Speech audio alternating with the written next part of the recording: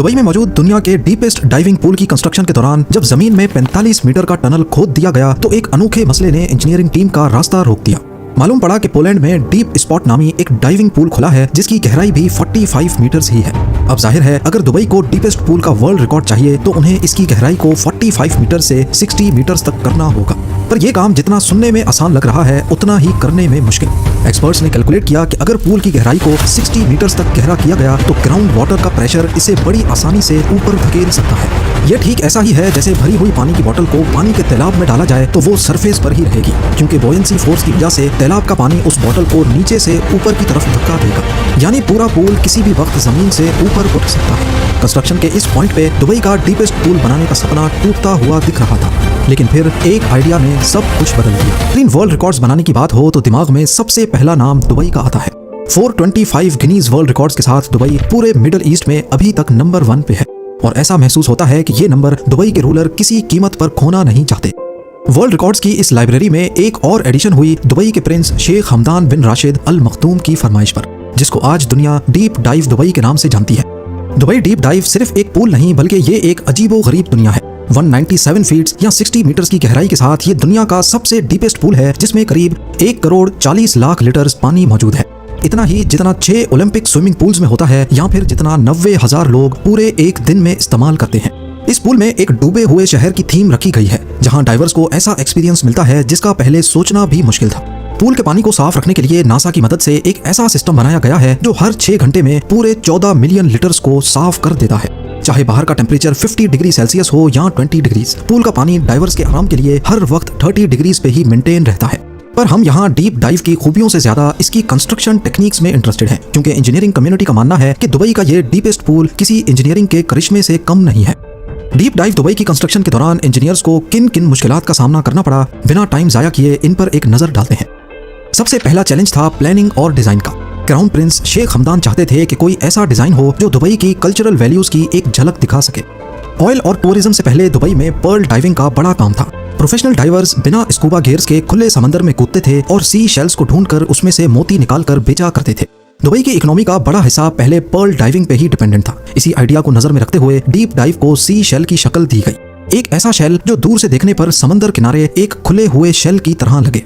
पर यह तो रहा इसका आउटर फसाद। फैसला अब यह करना था कि इसके अंदर दुनिया का डीपेस्ट डाइविंग पूल कैसे बनाया जाएगा।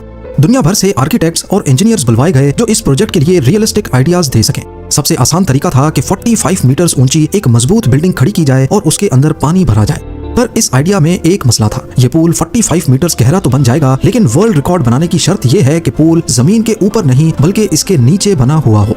दूसरा ये कि दुबई एक बहुत गर्म शहर है। अगर पूल जमीन से ऊपर बिल्डिंग में बनाया गया तो माहौल की गर्मी पूल के एटमॉस्फेयर को भी अपनी लपेट में ले सकती है। दुबई के क्राउन प्रिंस चाहते थे कि एक ऐसा पूल बने जिसके न सिर्फ डिजाइन बल्कि उसकी गहराई के बारे में भी दुनिया बातें करे। तभी फैसला किया गया कि दुनिया का सबसे गहरा डाइविंग पूल जमीन के नीचे खोदा जाएगा।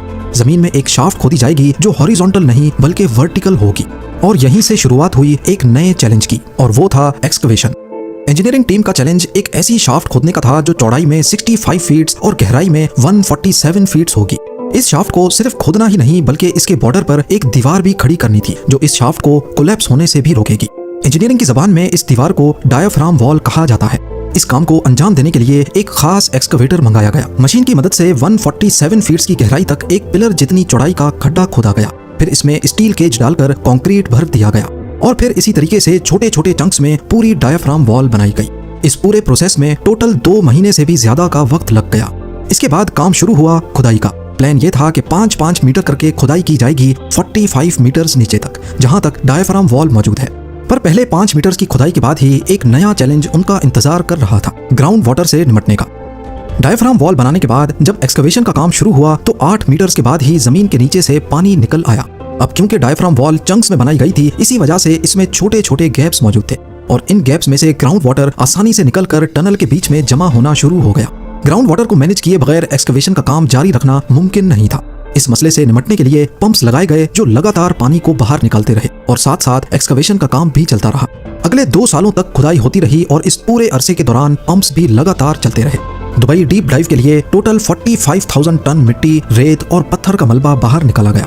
एक्सकवेशन के बाद जब पंप्स को बंद किया गया तो टनल में दोबारा से पानी भरने लगा। इस सूरत में जरूरी था कि पहले डायफ्राम वॉल को अच्छी तरह वाटर प्रूफ बनाया जाए।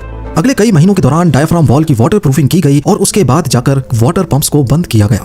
डायफ्राम वॉल, टनल की खुदाई और ग्राउंड वाटर को रोकने के लिए वाटर प्रूफिंग में टोटल 3 साल से भी ज्यादा का वक्त लग गया।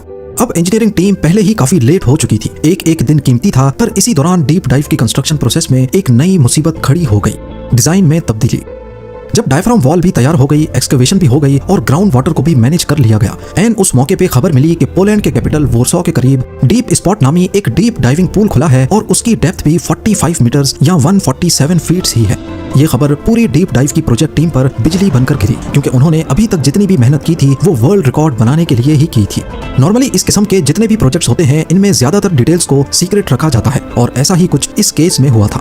दुबई के क्राउन प्रिंस को जब ये बात पता चली तो उन्होंने फरमाइश की कि डीप डाइव की गहराई को और ज्यादा करके वर्ल्ड रिकॉर्ड अभी भी आसानी से बनाया जा सकता है।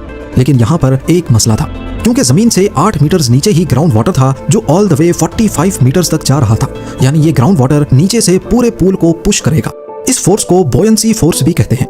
इंजीनियर्स ने इस फोर्स को पूल के अंदर भरे जाने वाले पानी से कैंसिल करने की कैलकुलेशन पहले से कर रखी थी, और ये कैलकुलेशन पूल की 45 मीटर्स की गहराई को नजर में रखते हुए की गई थी। पर अगर पूल की गहराई मजीद 15 मीटर्स बढ़ाई गई तो जाहिर है बोयंसी फोर्स भी और ज्यादा बढ़ जाएगी, और ये ऐन मुमकिन है कि पूल पूरी डायफ्राम वॉल के साथ जमीन से बाहर निकल आए। इस मसले की वजह से पूरा कंस्ट्रक्शन का काम हॉल्ट हो गया था। इस मसले का जल्द अज जल्द कोई ना कोई सॉल्यूशन निकालना बहुत जरूरी था। बहुत रिसर्च के बाद आखिरकार एक सॉल्यूशन निकाल ही लिया गया। एक तो ये कि टनल में एक्स्ट्रा 15 मीटर्स की खुदाई होगी, पर इन एक्स्ट्रा 15 मीटर्स का डायामीटर पहले 45 मीटर्स के डायामीटर से तकरीबन आधा होगा। इससे होगा ये कि बोयंसी फोर्स का एरिया कम हो जाएगा। और दूसरा ये कि टनल के नीचे अंडर रीमिंग बेस बनाई जाएगी। अंडर रीमिंग बेस एक ऐसी टेक्निक को कहते हैं जिसमें स्ट्रक्चर की फाउंडेशन के नीचे जमीन में एक एंकर नुमा चीज गाड़ी जाती है। जिस तरह एक एंकर पूरी शिप को रोके रखता है, ऐसे ही अंडर रीमिंग भी पूरे स्ट्रक्चर को जमीन के साथ खींच के रखती है। इस तरीके से डीप डाइव दुबई की डेप्थ को 45 मीटर से 60 मीटर्स तक एक्सटेंड किया गया और पूरा प्रोजेक्ट एक बार फिर से गिनीज बुक के लिए एलिजिबल हो गया। पर मसले अभी भी टले नहीं थे। जैसे ही दिन गुजरते जा रहे थे, 60 मीटर्स गहरे टनल को बगैर पानी के रखना भी खतरे से भरपूर था, क्योंकि बोयंसी फोर्स को कैंसिल करना पूल के अंदर मौजूद पानी से ही मुमकिन था। अगर ज्यादा देर तक इसे खाली रखा गया तो पूरा स्ट्रक्चर ग्राउंड वाटर की वजह से ऊपर उठ सकता है। अब बारी थी इसमें 1,40,00,000 लीटर्स पानी भरने की। पर मसला ये था कि दुबई की वाटर सप्लाई अथॉरिटी बहुत लिमिटेड पानी दे सकती थी, और अगर इसी स्पीड से पानी भरा गया तो पूल को भरने में 3 महीने लग सकते हैं। डेडलाइन पर पूरा उतरने और इस काम को जल्दी अंजाम देने के लिए दुबई वाटर अथॉरिटी की सप्लाई के साथ साथ 100 से ज्यादा वाटर टैंकर्स भी मंगाए गए। डीप डाइव के ग्रैंड स्केल का अंदाजा आप इस बात से लगा लें कि इसके बावजूद पूल को भरने में 1 महीना लग गया। यहाँ आपको बताते चलें कि पानी भरने से पहले इसके अंदर पहले डूबे हुए शहर की थीम बनाई गई और बाद में पानी भरा गया था। पानी भरने के बाद भी बहुत सारे नए चैलेंजेस का सामना करना पड़ा, जैसा कि कुछ मटेरियल्स पर जंग लगने लगा और कुछ आइटम्स पानी भरने के बाद फ्लोट करने लगे। फिर उन्होंने ऐसे आइटम्स के अंदर सुराख करके एक्स्ट्रा वेट भरा ताकि वो फ्लोट ना कर सके। सारी फिनिशिंग करने के बाद 2021 में पहले डीप डाइव को स्पेशल गेस्ट के लिए खोला गया और फिर पब्लिक के लिए 2022 में। डीप डाइव दुबई पे आने वाला खर्चा अभी तक दुबई गवर्नमेंट की तरफ से सीक्रेट रखा गया है, क्योंकि उनकी नज़र में ये एक प्राइसलेस प्रोजेक्ट है। इस बारे में आपकी क्या राय है, मुझे कमेंट सेक्शन में ज़रूर बताइएगा।